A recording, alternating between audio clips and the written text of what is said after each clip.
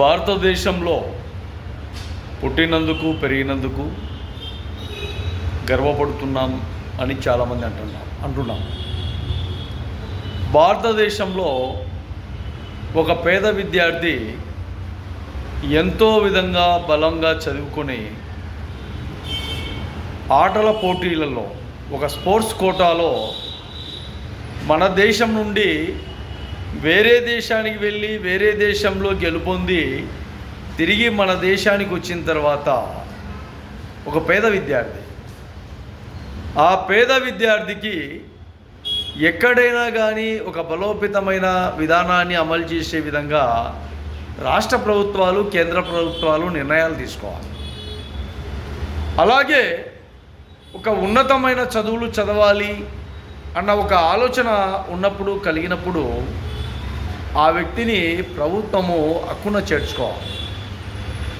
పేదరికంలో చదువులు సంధ్యలు ఉన్నా కూడా ఒక్కొక్కసారి ఆ చదువుకు సంబంధించిన కొన్ని విధానాలు అమలు చేసుకోలేక మధ్యలో ఆపైపోయి అలాగే మిగిలిపోయిన ఎంతోమంది చాలామంది ఉన్నారు. ఎన్ని విధాలుగా ఎక్కడైనా కానీ ఒక పోటీలో నిలబడి పోటీతో గెలిచి పోటాపోటీగా దేశానికి గర్వకారణం ఏర్పడి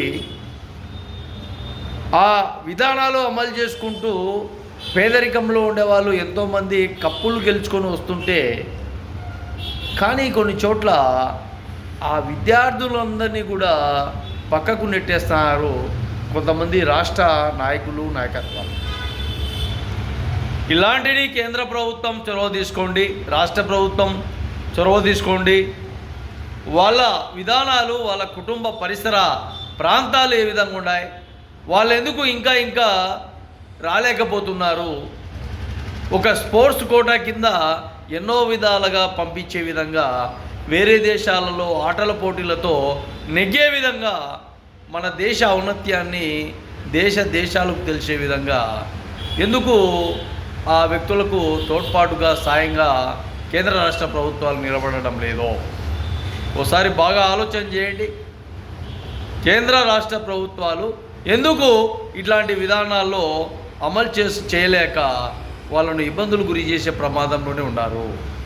వాళ్ళకు ఎంకరేజ్ లేదు, వాళ్ళకు ఆర్థిక స్తోమత ఇబ్బందుల్లోనే ఉన్నారు. ఈరోజు చాలామంది అలా గెలుపొందిన